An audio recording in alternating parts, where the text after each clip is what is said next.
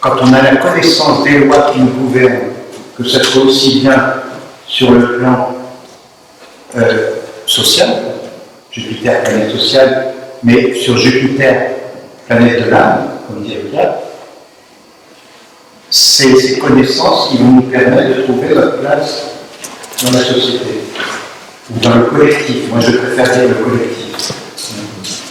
Le collectif, dans le Sagittaire. Donc, le collectif, c'est-à-dire, quelle que soit la société dans laquelle on est. Au niveau transpersonnel, c'est trouver sa place dans l'univers, par rapport à l'humanité.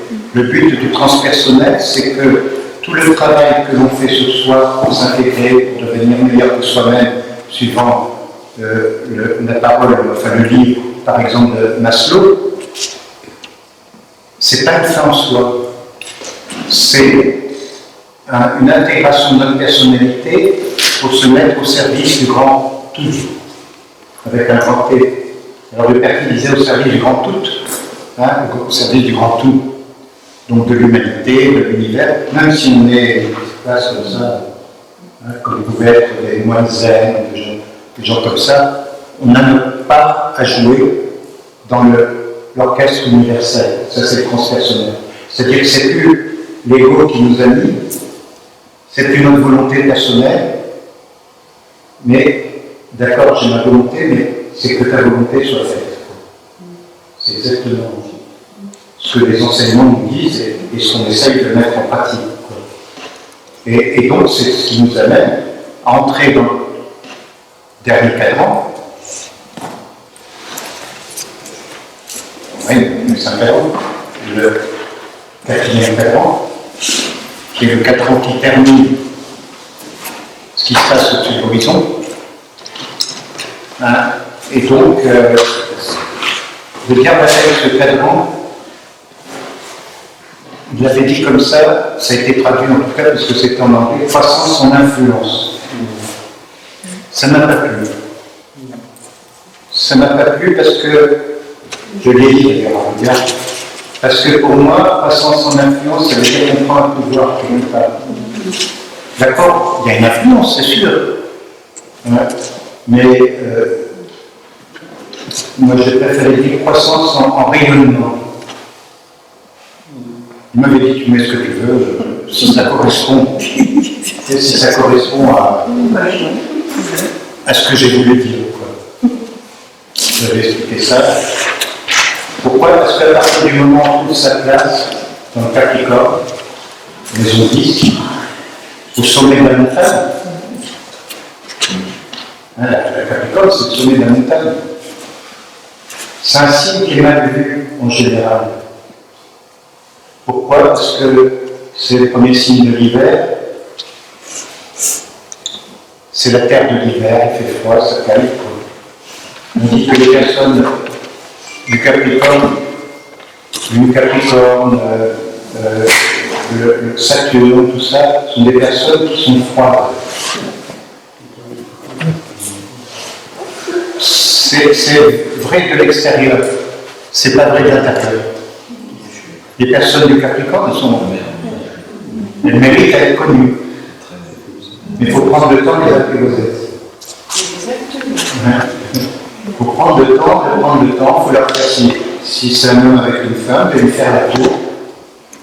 C'est un peu comme la voilà du petit prince. C'est ça. Oui, et après, il est responsable. Il faut l'apprivoiser. Il faut l'apprivoiser. Pourquoi? Parce que Saturne représente les limites du système solaire. Et le premier Saturne, effectivement, ça peut être un enfermement, comme on l'a vu à plusieurs reprises. Mais quand on sait regarder, c'est là que l'astrologie nous aide, justement. Il y a des gens qui disent, tiens, elle est hautaine, elle est froide, elle est figée. Pas du tout. Pas du tout. Il faut savoir s'y prendre. Le Capricorne, c'est un signe qui a cette richesse-là. Mais le Capricorne, c'est au-delà de ça le sens du devoir. Le sens du devoir et de l'organisation. de Saturne toujours. C'est-à-dire que les lois qu'on a découvertes dans le Sagittaire, maintenant, il faut les mettre en œuvre dans une attitude, dans une fonction, dans une structure. C'est pour ça aussi que le Capricorne est le signe de l'Inde. Vous savez que chaque pays s'est vu attribuer par la tradition astrologique depuis la nuit des temps, je ne sais pas quand ça remonte exactement, mais chaque pays a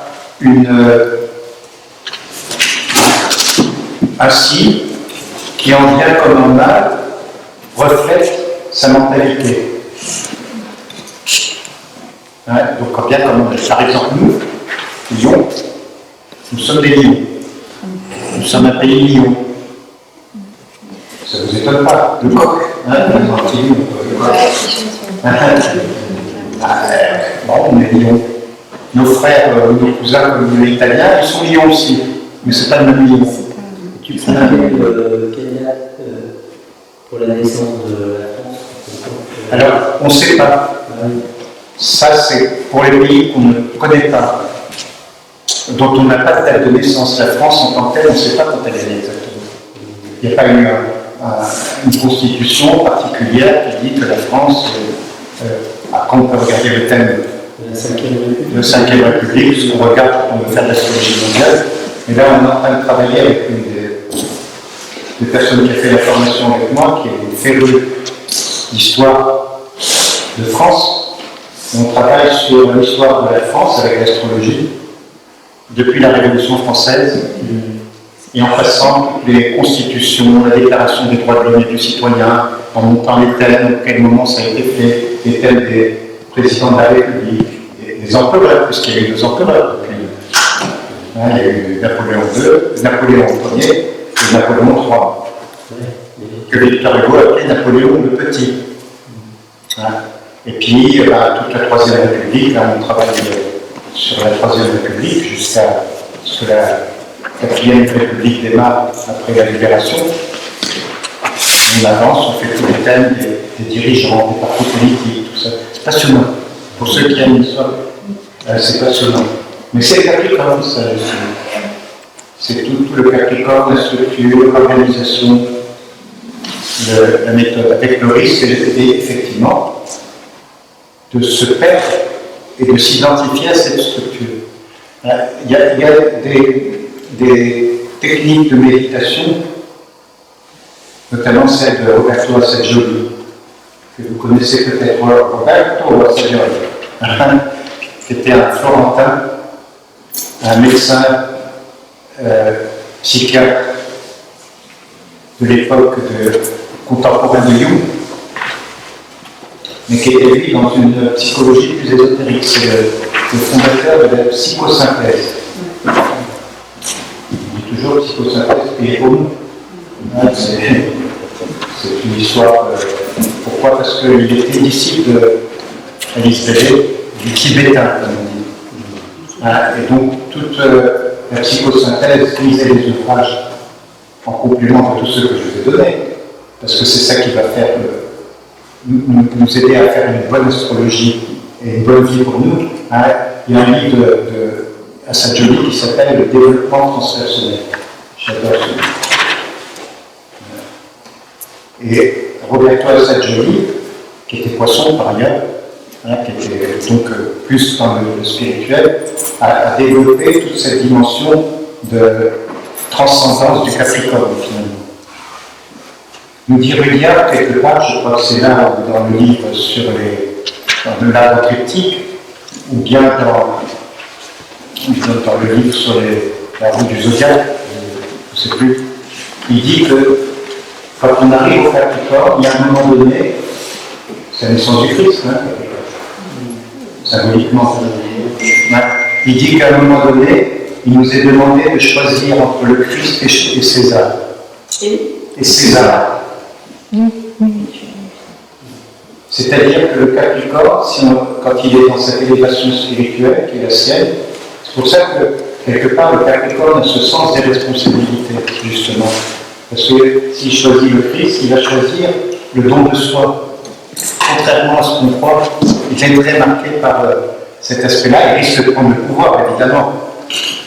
Il y a une chose que le Capricorne doit apprendre aussi à lâcher, le Saturnien, c'est que, comme il sait faire les choses, les organiser, les mettre en œuvre, le problème que le Capricorne peut avoir, d'une part, c'est de ne pas savoir déléguer.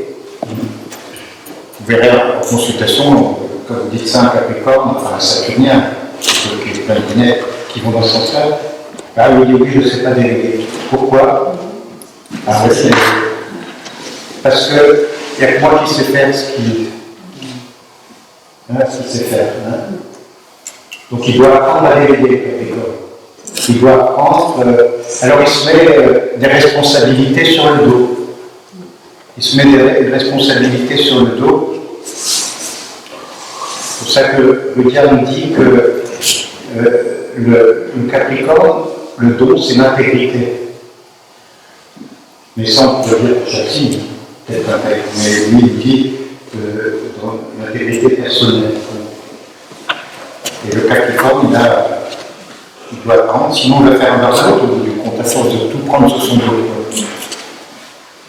Alors,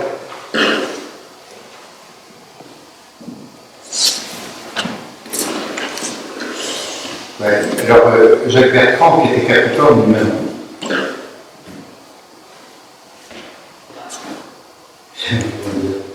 mais là il prend le côté plus travers du Capricorne primaire, je crois. Le Capricorne est terriblement secondaire. Il enregistre. Il fait de la confiture d'observation. Ses réparties sont cinglantes. Elles lui viennent souvent le jour de la main.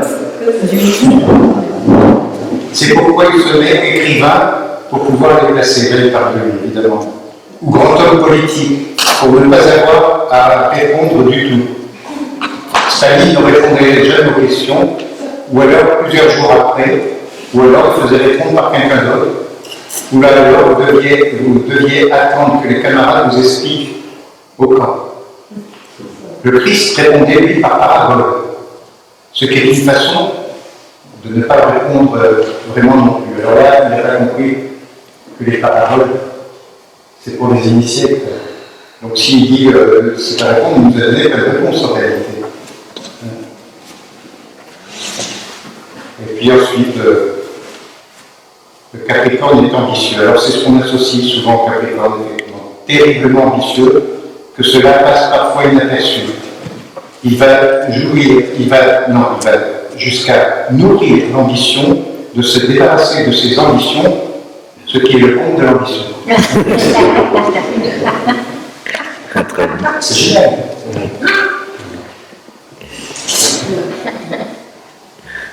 Le Capricorne déteste la jeunesse. Son enfance fut très triste, même si elle était heureuse. Adolescent, il faisait très jeune vieux. Il était déjà très âgé à sa naissance. Ça s'arrange. Le dieu du temps est avec lui. Léoto affirmait, vous savez qu'il a écrit un journal, tout ça, Léoto, Paul Léoto, affirmait à l'âge de 80 ans qu'il avait prodigieusement rajeuni avec les années. Le Capricorne rajeunit, mieux il jeunit. Alors après il dit bon, d'autres choses. Mais bon, alors ça c'est une chose qu'on voit vraiment chez les Capricornes. C'est ce côté sérieux. Le Capricorne, certains Capricornes, c'est le côté sérieux. Le côté.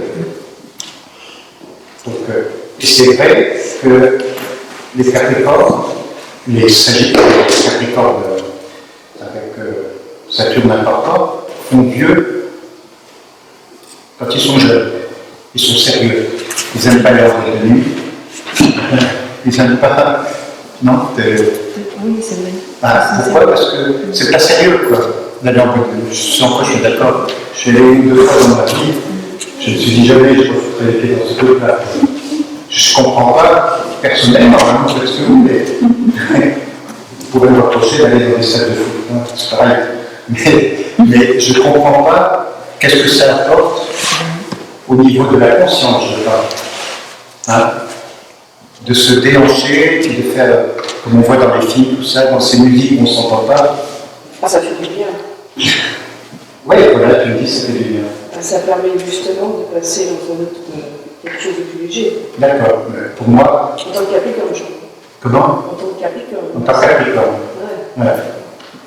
Moi, je ne sais pas danser, ça fait mon 5 ans. Je ne sais pas danser. La seule fois où j'ai voulu danser un peu comme tout le monde, il y a une femme, une amie, qui me dit tu danses comme un canard. Ça me les a coupés, quoi. C'est la musique, en fait. Oui, mais bon. Et le corps? Ouais, oui, non, mais je peux le comprendre, mais c'est pas un. Oui, je pense que c'est. Moi, j'ai besoin d'aller dans des endroits, personnellement, qui m'apportent du sens. Qui m'apportent du sens, qui ne prend pas la tête, finalement. Mais je respecte ceux qui aiment ça, comme toi.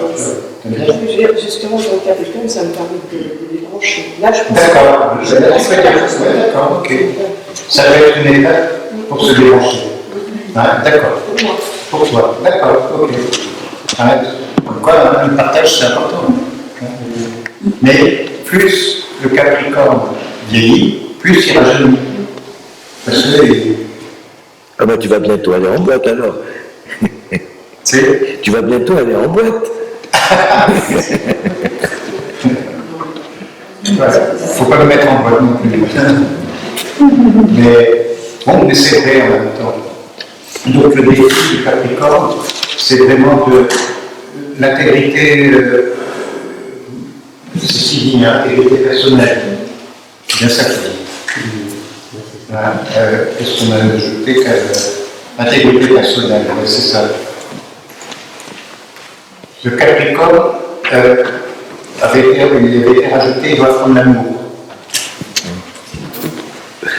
Bien qu'il soit plein d'amour. Donc, ça, c'est au niveau du Capricorne, choisir le Christ ou César. César, c'est la voie matérialiste du Capricorne. C'est l'ambition, se réaliser socialement, comme il est dit dans certains livres. Mais le Christ, choisir le Christ, c'est la voie du salut. C'est-à-dire choisir de se mettre au service de l'humanité. C'est la voie transpersonnelle, finalement. Je crois qu'on puisse dire au niveau du Christ, le Christ est en nous. Nous sommes tous Jésus qui avons l'opportunité de revenir vers le Père, c'est-à-dire de devenir le Christ, des Christ. Alors quand je dis ça à mon copain évêque, il me dit je te suis, je crois que je lui ai raconté ça déjà, même si quand je lui ai dit ça, il m'a dit bon, je vois que tu aimes le Christ, mais ce que tu racontes là, ça ne va pas du tout. Comment? Le Christ, il est venu, il n'y a qu'un Christ qui est venu nous sauver. Je dis non, le Christ est venu pour nous montrer le chemin pour qu'on devienne des fils de Dieu. N'est-ce pas? Comme il est dit aussi dans les enseignements, dans le Tao, tout ça. Et donc, il me dit non, mais je ne peux pas te suivre. Moi, je ne te demande pas de me suivre, je te demande de suivre le Christ. Mais c'est un homme charmant. Un homme charmant. C'était d'ailleurs juste pour raconter comment il était aumônier à l'école Notre-Dame, j'étais prof d'économie et de droit. Donc, il faisait la catéchèse. Donc, au début de l'année, les filles sont venues me trouver, puis elles m'ont dit on a choisi comme sujet cette année pour la catéchèse Église et politique. Donc, pour l'Église, on a l'abbé. Et pour la politique, toi qui as fait Sciences Po, qui nous parle tout le temps de politique et tout ça, qui mieux que toi peut faire cet aspect-là? Est-ce que tu veux venir faire la catéchèse? J'ai dit oui, visuel, c'est une expérience. C'était génial. J'ai fais la catéchèse avec cet aumônier. Tapez sur internet Gérard Decaux. Vous verrez qui est cet homme. Il avait été coadjuteur de l'évêque de Troyes, puis il a été évêque d'Orléans, je crois, évêque de Nanterre. Gérard Decaux, D-A-U-C-O-U-R-T, sur Wikipédia. Eugène est passé d'Aumônier à évêque. Il a fait tout un chemin entre-temps. Il a été responsable au Vatican des religions, de la relation entre l'Église catholique et les religions chrétiennes orientales, notamment celle de Syrie, les Coptes, des gens comme ça. On a fait un beau chemin ensemble. Je l'avais offert, je me rappelle, Hermann Siddhartha. Je lui montrais justement ce projet. Et lui m'avait offert des trucs d'ecclésiastique. Un jour, j'étais déjà astrologue et tout, j'ai fait son thème, il m'a demandé de faire son thème. C'est Capricorne, tout ça. Il m'a demandé, pour vous montrer que dans l'église, il n'y a pas que des gens bouchés. Il y a des charcutiers aussi, mais il y a pas des gens bouchés, il y a des gens ouverts aussi. Donc, bon, là, j'avais commencé à enseigner, j'étais avec Jean Manolé, tout ça. Il m'a dit, il a été aumônier, puis directeur du grand séminaire de Besançon. Là, tout d'un coup, je me rends compte, bon, Gérard, tout le monde ne me connaît pas, mais là, je me fais connaître. Michel Moreau, Michel Jonas. Michel Jonas. C'est mon éditeur, mon copain. Oui, Michel Jonas, encore aujourd'hui? Moi aujourd'hui, parce qu'il tourne beaucoup, et puis je ne suis plus à Paris. Mais du temps où j'étais à Paris, on se voyait souvent, on se faisait des petits bouffes. Mais là, je l'ai vu récemment parce qu'il donnait un concert dans le coin, dans le cadre d'un festival champêtre. Donc le Capricorne, on choisit le Capricorne, la phrase qui me semble la plus importante, c'est ou César ou le Christ. Hein? Et là, je voudrais juste vous parler d'une chose par rapport à ce qui peut être vu comme une forme de spiritualité d'un de mes maîtres. Là encore, j'ai pas de maître. Hein. Il y a des gens qui disent mais on n'a plus de maître, qu'est-ce que ça veut dire avoir des maîtres, tout ça, des individualistes forcenés. C'est un de mes maîtres dans le bouddhisme tibétain qui s'appelle Shogyen Trungpa. Et le premier livre que j'ai lu, celui-là, je l'ai lu en 78. C'est un des premiers. 78, ça nous amène. C'est pratique de la voie tibétaine au-delà du matérialisme spirituel. Et le risque du Capricorne, mais c'est valable pour tout le monde, c'est la problématique du matérialisme spirituel, dans lequel nous sommes bien embarqués en ce moment, par bien des points de vue. Il dit un certain nombre de voies de traverse conduisent à une version distordue, égocentrique de la vie spirituelle. Nous pouvons nous illusionner en pensant que nous développons spirituellement, alors qu'en fait nous usons de techniques spirituelles pour renforcer notre ego. Cette distorsion fondamentale mérite le nom de matérialisme spirituel. Parce qu'en consultation, il y a des gens qui débarquent. Ouais, je trouve là-dedans.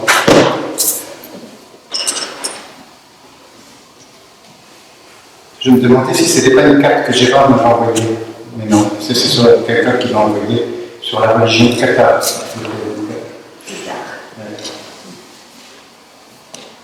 Donc, dans ce livre, il explique justement cette déviance qu'il peut y avoir quand on choisit le Christ, mais qu'on utilise des voies de traverse, quoi, quelque part. Enfin, j'avais été interviewé à une époque par l'époque du Nouvel Âge, par témoignages chrétiens, par J'ai écrit des articles sur le Nouvel Âge dans des revues chrétiennes, puisque c'est eux qui étaient venus vers moi et qui m'avaient demandé d'écrire ça. Mais ils avaient la trouille, parce qu'à ce moment-là, c'était tellement en vogue. Il y avait des articles dans tous les magazines, le Nouvel Observateur, le Point, il y avait des émissions à la télé sur ce qu'on appelle le Nouvel Âge et tout ça. Et j'avais essayé de leur démontrer que le Nouvel Âge, c'était la même quête que les chrétiens, ou que les premiers chrétiens. Mais une fois qu'on a fait ce choix, on rentre dans le berceau. Et dans la maison, au fait, c'est le Capricorne. Le Capricorne. Oui. La chose est triste. Oui, je pense, mais pas que en fait. Pas que. Parce que Quand je dis le Christ, ça peut être toute forme de spiritualité. oui, mais disons que j'utilise la spiritualité pour agir dans le monde. En fait. Voilà.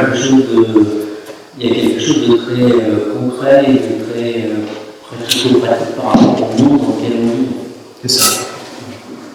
Et je sais pas, effectivement, j'ai eu plein de responsabilités, on fait des rôles d'organisateur, etc. Mais oui, ce qui me tire aujourd'hui, c'est le fait de développer conscience pour pouvoir agir garder sur le monde, évoluer dans mon environnement, dans mon rôle socio-professionnel. Voilà, tu définis vraiment ce qu'est le Capricorne. Pour moi, c'est important de ne pas être. Pour moi, le sujet doit être matériel. Il doit agir sur le monde et sur. Il doit contribuer à l'action. C'est ça. Voilà. Il définit parfaitement le Capricorne. C'est exactement ça. Un des aspects du Capricorne, et même l'aspect primordial du Capricorne, c'est que ce soit opérationnel finalement. Et c'est pour ça que dans un temps tu étais dans l'humanitaire, et que tout ce que tu as fait sur le plan social. Quoi. Oui, après c'était les gens de voyage, après c'était le voyage social, après là on a recherché la forme, voilà, c'est toujours un truc. Mais en fait, dans toutes ces organisations-là, il y a la question de l'organisation, mais il y a aussi la question du sens où Saturne est en Sagittaire. Et contrairement à ce qu'on peut, enfin bon, je ne sais pas si c'est vrai, mais dans toutes ces organisations-là, il y a aussi beaucoup de déviance, il y a beaucoup de perte de sens, et du coup, même si on s'occupe de la précarité, on peut oublier l'aspect juste d'un enseignement spirituel. C'est lycée en fait. C'est en ça qu'il parle d'intégrité. Oui, et en fait, voilà, et quand je suis passé dans l'humanitaire, donc j'étais dans l'informatique high-tech, donc l'entreprise américaine, etc. Je suis parti parce qu'il n'y avait pas l'intégrité. Il y avait une entreprise qui a grandi énormément très rapidement, et au bout d'un certain temps, il y a eu un investissement économique. Mais parce que l'argent qui était gagné par la société française était parti en Irlande, et du coup, voilà, ça ne gagnait pas assez, donc on licenciait économiquement en France, alors que c'était absolument pas juste. Et c'est ça qui m'a fait aussi bouger. Et pourquoi je dis ça? Parce qu'à ce moment-là, je n'étais pas du tout dans le syndicalisme, etc., mais c'était tellement insoutenable pour moi que j'ai créé un comité d'entreprise en fait. Et donc voilà, du coup il y avait un manque de sens, etc. Mais après, quand je suis allé dans l'humanitaire et dans le social, j'avais fait pratiquement un parallèle entre les métiers de la société actuelle et les métiers, les rôles qu'on retrouvait dans une action humanitaire. Il pouvait y avoir les mêmes déviances, des déviances de pouvoir, voilà. Toutes ces choses-là, elles existent dans tous les environnements. Ah ouais. On était avec Capricorne, il y a son nom Capricorne. Donc, Par rapport à sa question. Ouais. ouais. C'est Donc, tu as choisi le Christ. Oui, oui, j'ai choisi ça. Donc, c'est une façon de parler, parce que c'est. Je vous ai parlé de chacun ou pas. C'est le Christ aussi, quoi, finalement. C'est plutôt le symbolisme que ça représente. Mais ce qui me plaît dans la description, c'est en fait aussi la note d'espoir qu'il y a, en fait. Parce que c'est en fait la Saint-Jean d'hiver, et c'est au moment où en fait la lumière commence à croître. C'est ça. Et donc c'est aussi donner à voir la lumière, en fait, même dans des moments sombres.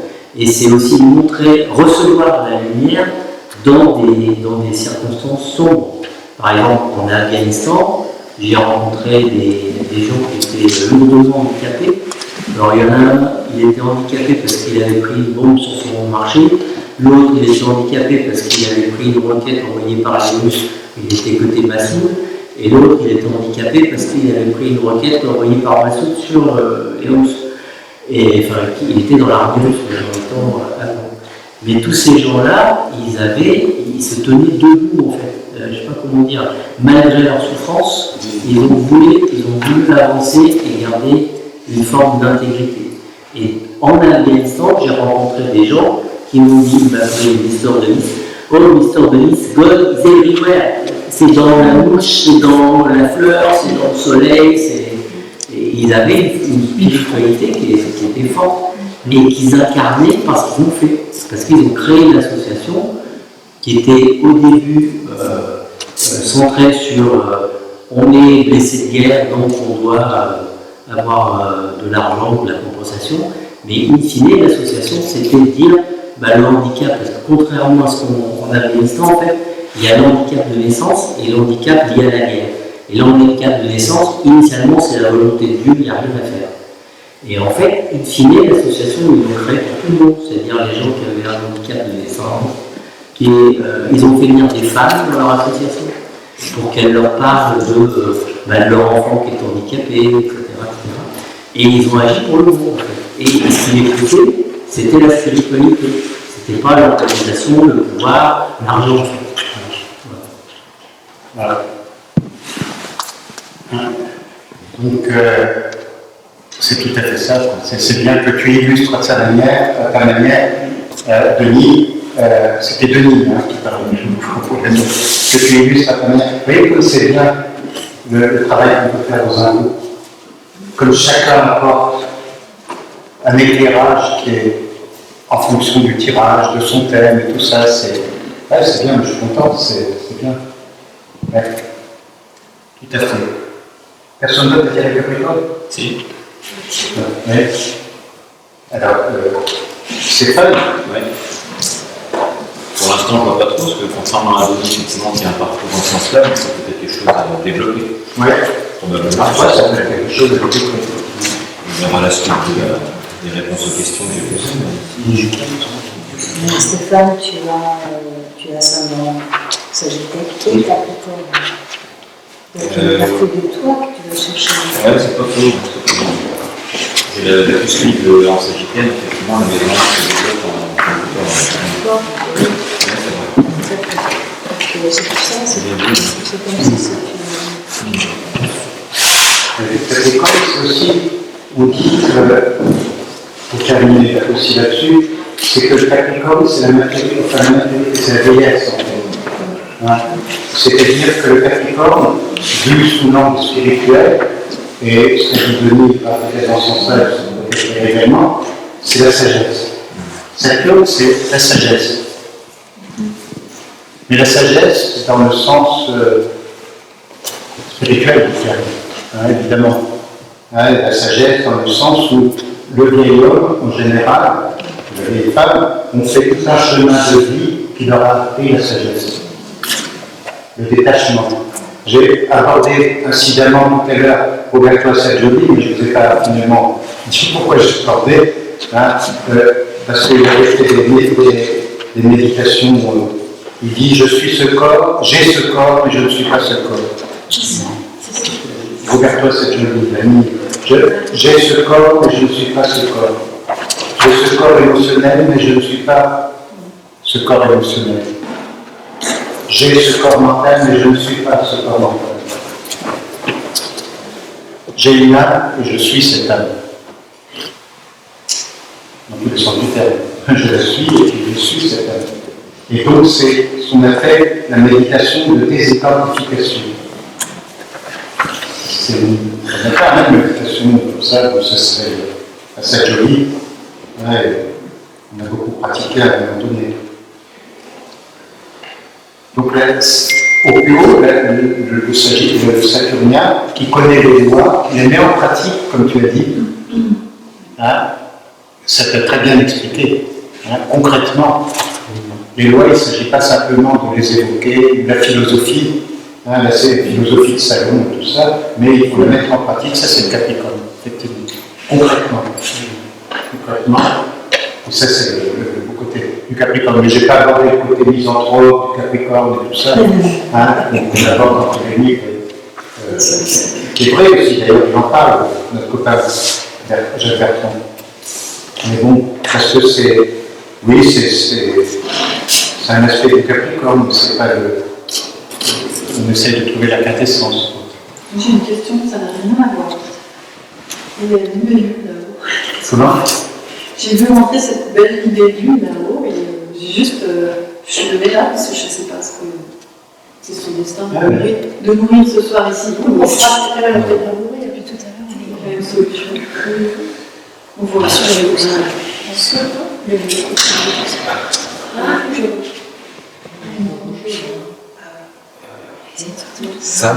Oui. Saturne en pointe de maison 12 et en Capricorne, ça fait un Saturnien. Qu'est-ce que dans maison 12 Et en Capricorne. ça fait pas un Saturnien, parce que ça dépend du reste du thème. Il faut que Saturne soit vraiment angulaire. Il n'est pas angulaire. Ouais. Il est là. Ouais. Mais c'est la part saturnienne, on a tous en nous, on a tous une part saturnienne, évidemment. D'ailleurs, c'est là où est Saturne, dans notre tête, qu'au départ, on est misanthrope, on est sérieux, hein, on ne sait pas jouir des choses de la vie quand on est jeune. On a tous un Saturne quelque part. J'ai un statut régulaire, conjonction ascendant. Saturne, c'est quand même une planète, une énergie, en tout cas, c'est le prince du karma. Il ne faut pas l'oublier.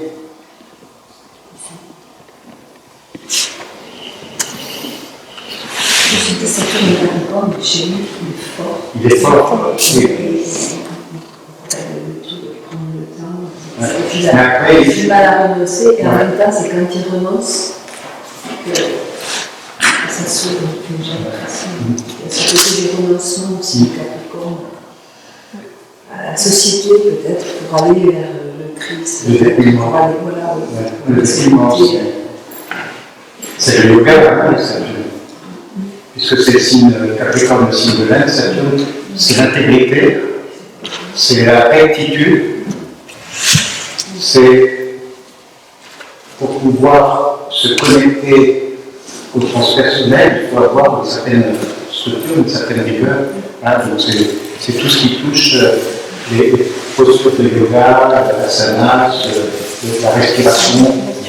Hein, si le jour où vous êtes intéressé à regarder les yoga sutras de Patanjali, regardez, il y a des livres. Si vous lisez l'anglais, pour ceux qui lisent l'anglais, il y a deux tomes d'un livre de Yogananda qui s'appelle Krishna Speaks to Arjuna. C'est sur la Bhagavad Gita. Et les commentaires de Yogananda sont vraiment extraordinaires, de profondeur et aussi de connaissance. C'est vraiment, on voit bien qu'il a vraiment vécu les choses, quoi. Et donc il y a aussi des commentaires des Yoga Sutras de Patanjali. C'est dans tous les livres que j'ai pu lire, malheureusement, si on peut dire, il en anglais. Comme beaucoup de livres de Yogananda. Donc, il y a des livres de Yogananda qui sont en français, que vous pouvez reprendre tout ça.